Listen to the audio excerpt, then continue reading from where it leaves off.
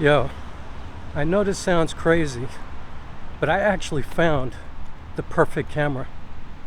And I used it literally to its very last drop to shoot a feature film. The perfect camera. And that camera gave its life to my project. And so I'm going to share that story with you here.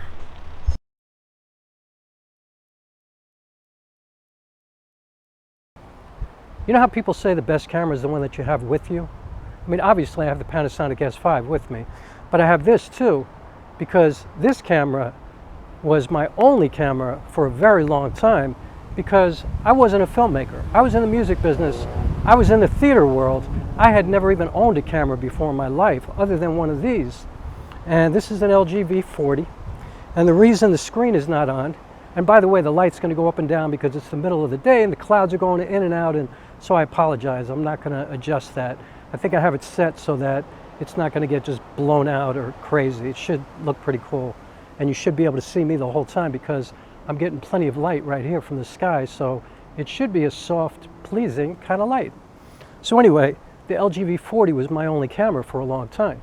So quick history, most of you know who've come to this channel. You know, I've been working in the theater for a long time. I'm a performing artist. I had a big play. I'm a solo theater artist. I had a big play that was supposed to open on June 12th of 2020. Obviously, we know what happened. Pandemic had other ideas. Signature Theater shut down. Every theater shut down. I didn't get to do the play. I had worked on it for 2.5 years. It was going to be the best production I've ever done. I mean, I was so excited to get to it. So I was crushed, to say the least. Yeah, moment of silence for that moment. So anyway, I decided, you know, because I was like ready to jump off a bridge, I was so depressed. I said, let me take this story and adapt it to a screenplay, which I had never written, by the way. I had never written a screenplay. Let me adapt it to a screenplay and make a movie, which I had never made a movie before. I had never done anything even remotely close to making a movie, except my friend David Diaz, thank you so much, helped me to create a mini-series for one of my plays called Brooklyn Quartet. It's a 4-part mini-series. You could see the links in the description of this video, and I highly recommend it if you care about social justice at all. You're white! You could get shot 50 times if you tried! But it really wound up just being a performance video. I mean, it's definitely kind of a marriage of film and live theater.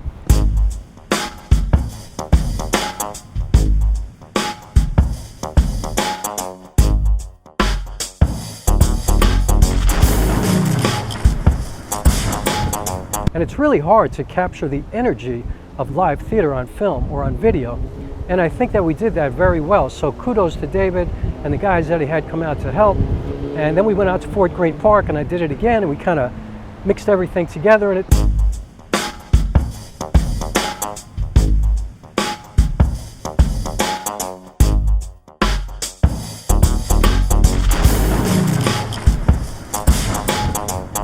I'm really proud of it. I'm really proud of it, and mostly I'm so grateful that it exists, because, you know, when I die, people are going to be able to look at that and go, oh shit, that's what he did. All right, cool. So, and I'm a firm believer that you should document your whole life. Just document it, you know.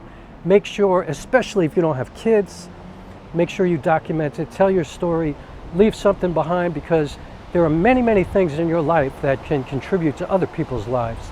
I've always believed that. So I'm digressing all over the place. I wanted to make this movie. I didn't want to make another performance video. I wanted it to be a movie.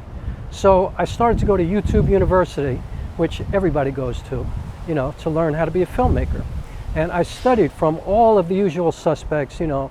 I wound up mostly in the Sony world, so I wound up with, like, you know, Gerald Undone and Danny Gewirtz and, you know, everybody. You know, Potato Jet. These are mostly Sony people, or they were in the Sony world when I was studying. I also found some Canon people. What's funny is I didn't find any Panasonic people at that time, and I wound up now with a Panasonic camera, but I digress again.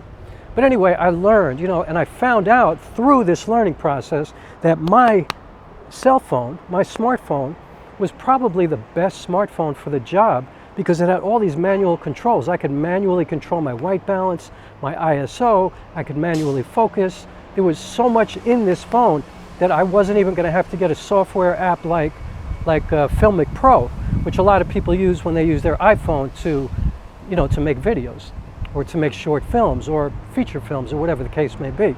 I was able to do it with my LG V40 with nothing.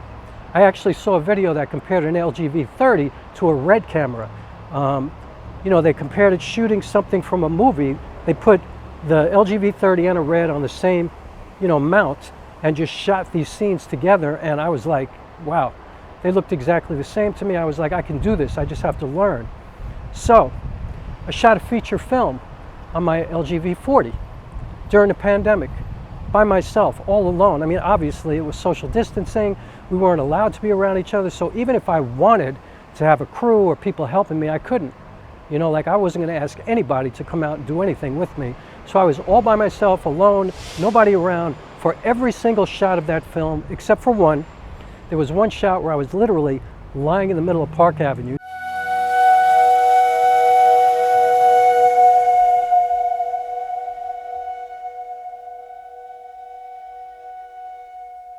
In New York City, Manhattan, in the middle of the street to get a shot. And by the way, because I used this camera, I was able to get that shot, because I'm not quite sure I would have been willing to leave a more expensive camera almost a block and a half away from where I was laying in the middle of the street. I'd be afraid it would get stolen or something bad could happen. That's what I'm talking about. The process of making this feature film showed me that this was absolutely the best camera for the job. I just didn't know it at the time. I felt like, damn, I'm shooting this with a phone. It's not going to be that good, but I was wrong. It was really good. I was able to put this phone on the back of a UPS truck once and run after it. And I had to run really fast to make sure I caught up to it so I can get my camera back. I put it underneath, cars. I was hiding it in places, in bushes. I was always afraid it might get stolen, but I was recording sometimes like 2 blocks away. So I was able to get some really epic shots, mainly because of the size of this camera. And also, this thing is very capable. And also, I learned from this how to work with only one focal length. I mean, it had the ability to go wide angle if I wanted to, but it didn't look as good, so I just used the regular lens, which is basically the equivalent of like 27 millimeters. And now I'm shooting with a 28 millimeter because I love 28 millimeters because, I don't know, 24 millimeters seems a little bit too wide for me most of the time, and 35, 50, it's like a little too close. And so 28 to me is perfect. And I think it's because I worked so much with this and I got so much experience shooting a feature-length film. Did I mention that before? I'm going to keep mentioning it. I shot a feature-length film with this phone by myself, okay? I made sure I had the proper sound. I actually used what I'm using now. I got a purple Panda lavalier mic. I have my Tascam Zoom H1N, not Tascam, Zoom H1N audio device, which gives me 24-bit, 96 kilohertz audio. But so does an LG phone, by the way. So I had great audio. I had a score done for the film. Like, I'm a musician. I scored the miniseries, but I realized if I want to score this feature film, I'm never going to finish, because I also had to learn how to use DaVinci Resolve. Why did I pick DaVinci Resolve instead of Premiere Pro? It was free. Little did I know that picking DaVinci Resolve was a much better way to go, because it was much harder to learn.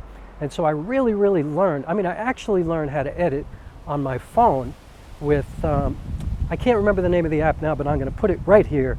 But anyway, I learned on that first, but then I knew obviously I needed something better, because I couldn't shoot the entire film and edit it in my phone. I had to get it into my computer. So I learned how to use DaVinci Resolve, and eventually I wound up buying the paid version, which is $300 for the rest of your life, like you never have to pay again. But I used the free version for most of the process, editing along the way. I got this great score by this guy, Steve Peckman, and I got these incredible songs given to me by all these singer-songwriter friends of mine. Thank you so much, unbelievable. I'm so humbled by that. My friend Lisa did a cappella piece in that Park Avenue scene, which was like, it was like God singing from heaven. So, what I'm trying to tell you is this. LG doesn't even make smartphones anymore. How did I get this phone? I bought it on eBay for $200. You can now get it for even less than that. You can get an LG V30, and by the way, they both shoot 4K 24, 4K 30, 4K 60 with a crop, 1080, 120, 1080, 240. And it looks really great, I'm telling you. Like, I bought a little light, or RGB light, the size of a credit card. I bought a stick light. Those cost me like less than $100 combined. I got this tripod of Victiv. I can't even remember the name of it. I'll put it right here. But I got this tripod. It cost me 50 bucks when I bought it. The phone cost me around $200. I spent like $300, $350 for the whole film. Now, to be quite honest, when I got to the end of the movie, my laptop was not able to handle everything because I needed to do some color correction, and also I needed to do some noise reduction because while I was shooting, there was a lot of low light stuff, and I kind of screwed it up because I didn't really understand ISO and how to light things properly, and I was trying to I just didn't know what I was doing. But the noise reduction in DaVinci Resolve hooked me up. It was like unbelievable. So anyway, I had to get another computer. And so instead of getting a Mac, instead of spending like tons and tons of dollars, I had a PC built from scratch. And I got like a massive PC that I'm using it to this day. And I'm editing like 4K 60, no problem, 4K 120 sometimes in my computer, 10-bit 422 with this Lumix S5, no problem. So you can imagine how well it did with this. But although this was H.265, H.264 as well, HDR, the files were really compressed and they were sometimes hard to edit. And I didn't really do any proxy workflow. So anyway, the whole point of this video is this. I'm shooting another feature film. This is going much longer than I had hoped. Sorry about that. I'm shooting another feature film right now. Obviously I'm shooting the whole thing with the Lumix S5. And I actually learned how to shoot on a Sony a6400 because I bought that after I shot the first movie. I worked with a Sony a6400 for the last 3 years, but I needed low light capability, I needed better stabilization, so I wound up buying the Panasonic S5 because it cost me nothing. I traded in my Sony, I traded in all my APS-C lenses. I didn't have to pay anything for this. I have these vintage lenses. I bought a Sigma 28-70 f2.8 for this camera, like a workhorse, just in case kind of lens.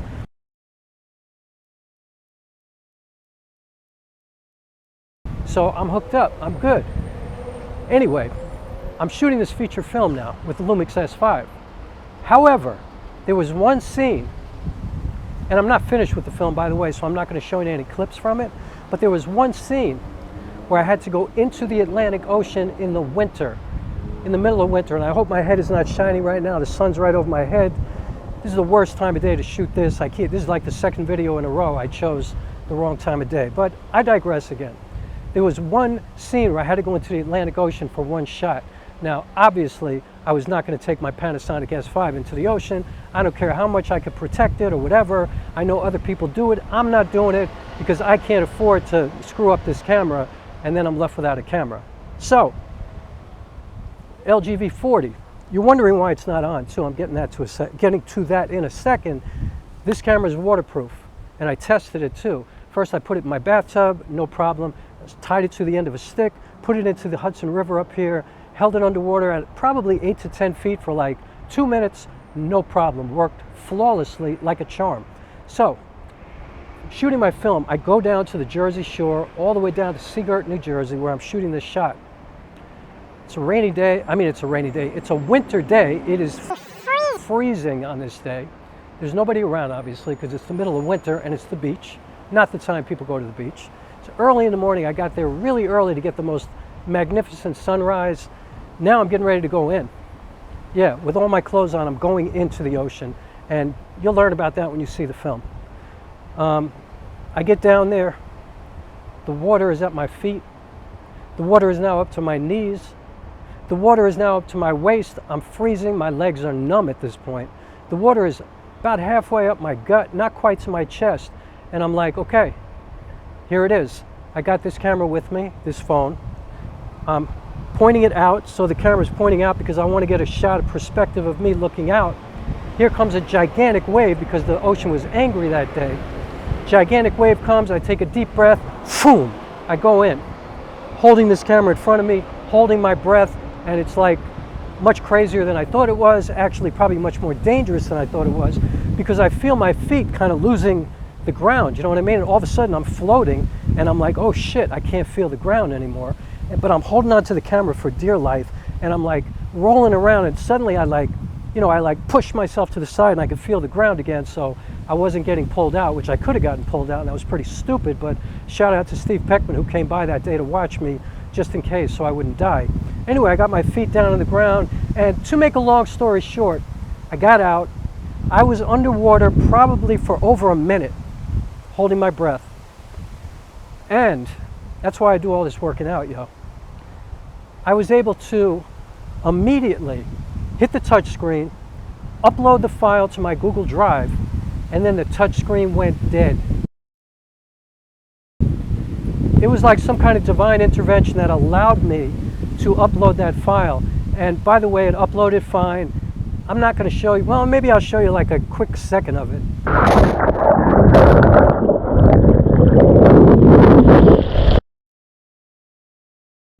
But anyway, the phone I thought was dead, and I was actually going to make a video of it that day because I felt sad. Like this thing, I learned how to be a filmmaker on this phone. I learned how to do everything. I learned about ISO and white balance and composition. I learned everything on this phone. And then I took it to the next level on the Sony a6400. And by the way, I thought the Sony was broken for like 2 months because I couldn't get it to look good, because using a camera is so different than using this. Like, but it does teach you the basics using this. So anyway, that's a whole nother story. And so I cut my teeth on a6400. Now with the Lumix, I know what I'm doing. Anyway, this phone came back to life, but it's been acting kind of funky ever since that day. And what I realized is that, yeah, it's waterproof, but it's not salt waterproof. And so I don't know. It's, you know, over time, it just wouldn't keep a charge as long, and then it wouldn't take a charge anymore. And suddenly the other day, I realized it would not take a charge at all. And it starts trickling down, and I'm feeling really sad, you know? And so I wanted to make this video to honor my LG V40, my first camera, the perfect camera for what I had to do, because the perfect camera was the one that I had with me. And you know what? If you're just learning, and if money is an issue, go on eBay and buy an LG V30 for $100. Buy an LG V40. I had a Hohem iSteadyX gimbal that I bought for $45 that I used a lot in the film, and it worked really well. There's just a lot of really inexpensive stuff that you could get. And The Center of Distance is an award-winning film. There's a link in the description of this video. Please watch it. I put it up here on YouTube. And I just wanted to honor this phone and say that this phone gave its life for my art. And I'll never take that for granted. And I know it seems stupid. It's just a piece of metal, just like this camera's a piece of metal. I'm not somebody who gets attached to things like that, but I have to say, I'm not going to throw this away. I'm going to keep it. You know, I'm not a hoarder, but I am somebody who keeps things for a long time that are meaningful to me. People who know me know that I do keep things, you know. And I'm going to keep this forever because this was my entry into filmmaking, and now I'm shooting another feature film. It's called This Is the End for Me, or at least that's the working title. I'm getting ready to shoot a documentary for somebody. I got to shoot a documentary last year. I'm just incredibly grateful for this shift. I mean, I'm still in the theater world, but I'm equal parts a filmmaker now too. And it all started with the LG V40 simply because that's what I had. And so kudos, honor, respect to the LG V40. The reason I can't turn it on is because it died about 20 minutes before I came out here. I wanted to show you some of the features that I was talking about, but I can't because this phone died. And also, you can put a micro SD card in these phones. So I had one when I was making the film. However, I didn't have a micro SD card in when I shot that footage. So that footage, the original footage that day, is in here, 24-bit footage, 4K. I mean, 4K 24p footage is in here and died with the phone. And I don't know if I'll be able to charge it again, maybe with a wireless charger perhaps, but USB port is broken. I'm not going to fix it. And I'm just going to move on. I have an LG V30. I have an LG V20 that I use for audio sometimes. 24-bit 96 kilohertz audio. Come on. Anybody who knows pro audio knows that's pro audio. So, yeah. If you want to be a filmmaker and you don't have any money to get a camera yet, get started with this. Don't worry about the gear. And then as you learn and as you realize what you need and what your style is and what you tend to do, then you're going to be able to choose the camera that's right for you. There are so many amazing cameras available right now, and they all do great things, but there are some differences. You know, you might need a viewfinder, you might not need a viewfinder. You might want to be on a set and you need all kinds of attachment, you know, opportunities on your camera body. Maybe you just shoot by yourself and you don't need all of that. Like, it's really not that hard to choose the type of camera that you need.